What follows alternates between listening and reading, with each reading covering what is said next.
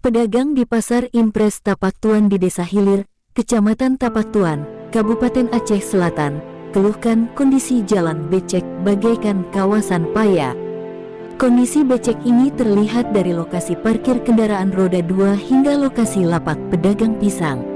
Selain becek, juga menimbulkan bau busuk.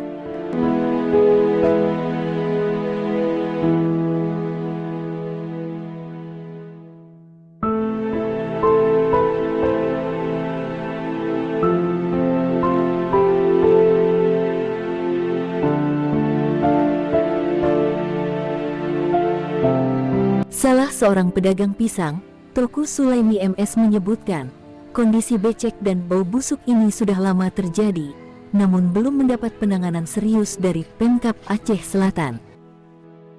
Orang pembeli lagi di sini, karena mengapa?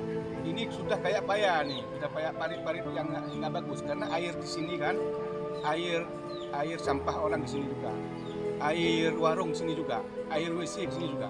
Jadi dari situ air itu sampai mengalir sampai ke ujung sana. Jadi orang nggak mau pergi untuk membelanja di sini. Nah, tolong bilang sama pemerintah daerah ataupun kepada bupati ataupun kepada pemborong itu, tolong dituangkan tanah ataupun ditimbun tempat ini supaya pajak ini ada pembelian, ada pengunjung. Kalau nggak ada pengunjung lagi.